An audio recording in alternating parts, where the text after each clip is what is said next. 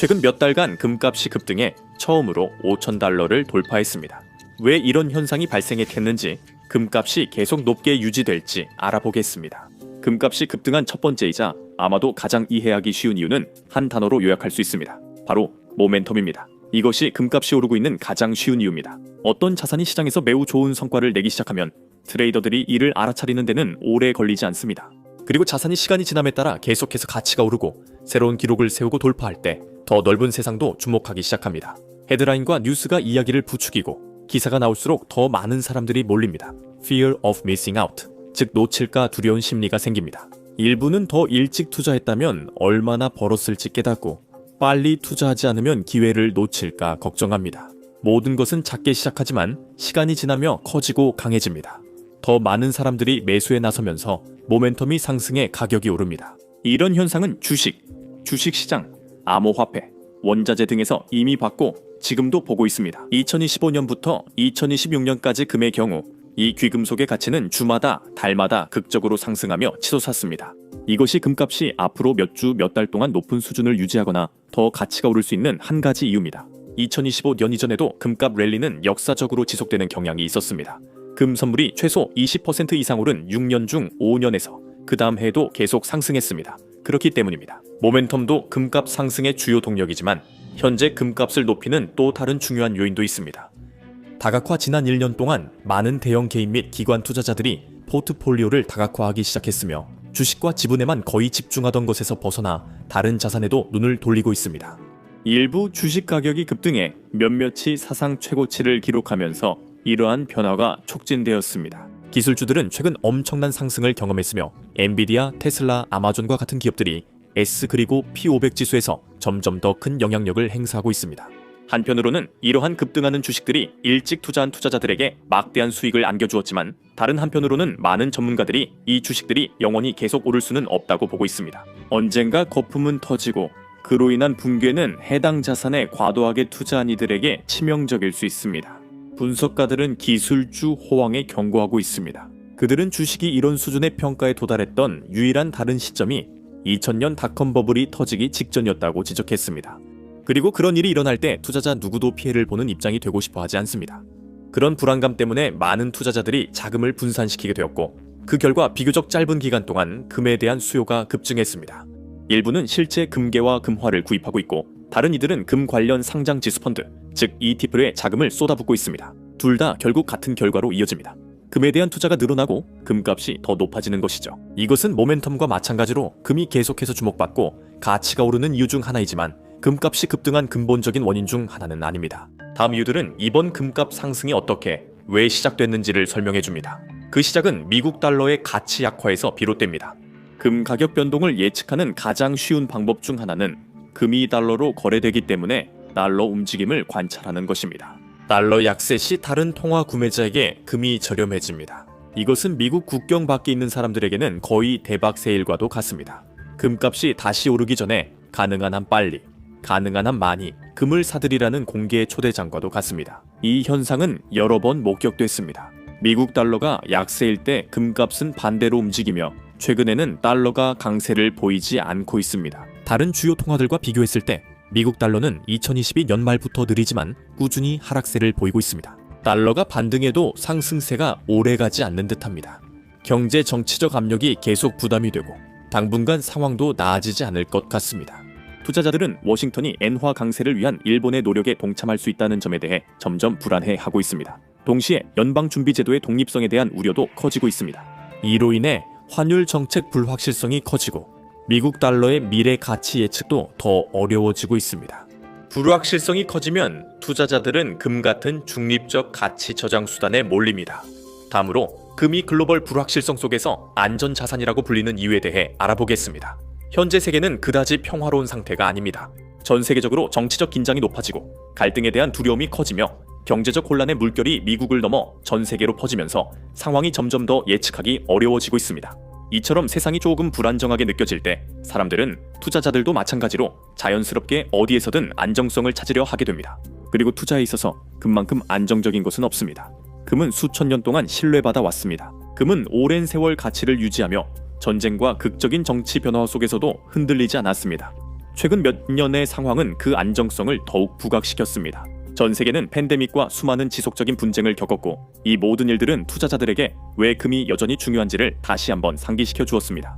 전문가들은 오랫동안 미국 달러를 비롯한 주요 통화들과 주식의 가치가 하락할 수 있다고 경고해 왔습니다. 늘어나는 국가 부채와 끊임없는 관세 및 무역 전쟁의 위협이 전 세계 경제에 큰 부담을 주고 있습니다. 다시 말해 세계의 금융 시스템을 지탱하고 있는 기반이 무너지기 시작한 것처럼 보입니다.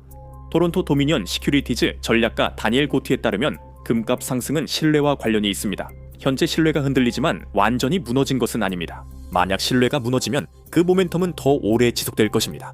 그리고 시스템에 대한 신뢰가 흔들릴 때 투자자들은 자연스럽게 대안을 찾게 되고 그래서 금에 대한 수요가 증가하는 것입니다. 하지만 세계 정세가 안정되기 시작하면 주식이나 통화 같은 다른 투자에 대한 신뢰도 다시 회복될 가능성이 높습니다. 금의 가치가 오르는 또 다른 이유는 요즘 특히 더 와닿는 문제와 관련이 있습니다. 인플레이션은 상품과 서비스 가격이 시간이 지나면서 오르는 비율을 말합니다. 현대 시스템에서는 일정 수준의 인플레이션이 거의 불가피합니다. 세월이 흐르면서 가격은 계속 오르겠지만 인플레이션의 속도는 달라질 수 있습니다. 역사적으로 인플레이션이 미미해서 해마다 그 영향이 거의 느껴지지 않았던 시기도 있었습니다. 인플레이션이 통제 불능으로 느껴질 때도 있습니다. 평범한 가정은 오르는 물가로 기본적인 상품과 서비스조차 감당하기 어렵습니다. 코로나19 팬데믹은 이러한 시기를 초래했습니다. 전 세계적으로 2021년 인플레이션이 급등했고 2022년에는 최고치를 기록했습니다. 미국과 다른 나라에서 인플레이션은 완화됐지만 여전히 느리며 상품과 서비스 가격 상승으로 많은 사람들이 생활비 부담을 느낍니다. 인플레이션이 계속 높으면 사람들은 돈 가치 하락을 걱정하게 됩니다. 달러의 가치도 약해지는 것처럼 느껴집니다. 그리고 인플레이션이 하락하기 시작했음에도 불구하고 많은 사람들은 앞으로 몇 년 동안 자신들의 지폐와 저축이 실제로 얼마나 가치가 있을지 여전히 궁금해합니다. 그래서 사람들은 가진 돈을 최대한 활용하려고 더 효율적으로 가치가 오를 자산과 상품에 투자할 방법을 찾습니다. 금처럼 많은 사람들은 금을 구매력을 보호하고 시간이 지남에 따라 통화 가치가 하락하는 것을 피하는 방법으로 봅니다. 그리고 이것이 현재 금값 상승의 주요 원인 중 하나입니다. 하지만 더 큰 영향을 미칠 수 있는 또 다른 요인이 있습니다. 인플레이션과 미국 달러 금리와 같은 금리는 금에 대한 수요와 그 가치에 직접적인 영향을 미칩니다. 채권이나 저축예금과 달리 금은 이자를 지급하지 않습니다. 사람들은 금의 가치가 장기적으로 오르기를 기대하며 금을 사고 보관합니다. 이 때문에 금리가 상당히 높을 때는 금에 대한 수요가 그만큼 높지 않습니다. 대신 사람들은 매 12개월마다 일정한 이익을 보장받기 위해 자금을 저축예금에 넣는 경향이 있습니다. 하지만 금리가 하락하거나 평균 이하로 떨어지기 시작하면 저축과 채권의 매력은 크게 줄어들고 금과 같은 자산이 인기를 얻게 됩니다. 2022년에 연방준비제도 페더럴 리저브가 코로나 시대의 인플레이션을 잡기 위해 금리를 인상했을 때 채권과 국채 같은 투자가 인기 있는 선택지가 되었습니다. 하지만 미국 행정부는 금리 인하를 추진하고 있습니다. 최근 금리 인하로 인해 국채와 현금의 수익률이 감소하면서 투자자들은 이러한 자산에서 금과 같은 원자재로 눈을 돌리고 있습니다. 현재 시장과 투자자들은 중앙은행이 금리를 더욱 인하할 것으로 대체로 기대하고 있습니다. 특히 2026년 후반에 새로운 연방준비제도 의장이 취임할 예정이기 때문입니다. 만약 그렇게 된다면 금은 훨씬 더 매력적인 선택지가 될 수 있습니다. 금의 잠재적인 상승 가능성은 국채나 저축예금이 제공하는 낮은 이자보다 훨씬 큽니다. 투자자들은 한동안 금리 인하를 예상해 왔기 때문에 미리 금을 매수해서 수익을 극대화하려고 선제적으로 움직였습니다. 골드만삭스 분석가들에 따르면 이런 현상이 반복될수록 금 가격은 더 오르게 됩니다. 금에 연동된 ETF에 대한 민간 투자 비중이 0.01%만 증가해도 금 가격은 1.4% 상승할 수 있습니다. 다른 귀금속에서도 같은 추세가 나타나고 있습니다.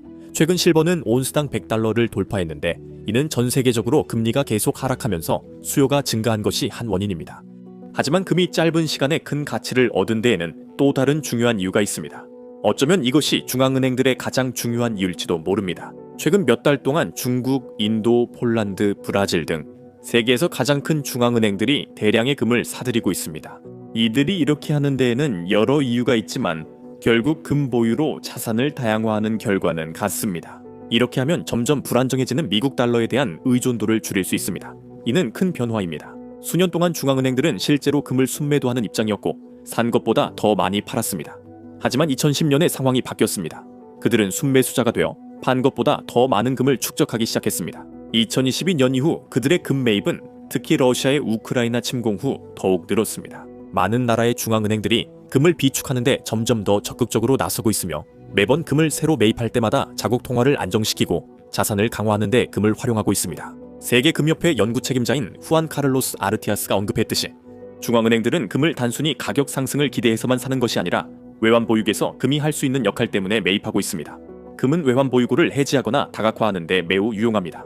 중앙은행은 일반 투자자나 대형 사모 투자그룹과 달리 막대한 구매력으로 대부분이 상상만 하는 많은 금을 살 수 있습니다. 이러한 대규모 매입은 금값 상승의 주요 원인 중 하나이며 중앙은행들이 더 많이 매입할수록 금값은 더 오를 가능성이 높습니다. 많은 전문가들은 이런 이유로 금이 2026년 이후에도 계속 유망한 투자처가 될 것이라 믿고 있습니다. 아무도 시장을 완전히 확실하게 예측할 수는 없지만 현재의 여러 요인들은 금에 유리하게 작용하고 있는 것으로 보입니다. 지속되는 정치 불확실성, 강한 수요, 금리 인하 기대감이 있습니다. 이제 남은 질문은 금값이 앞으로 얼마나 더 오를지입니다. 만약 미국 경제가 붕괴된다면 영상을 시청하거나 아니면 이 영상을 클릭해 보세요.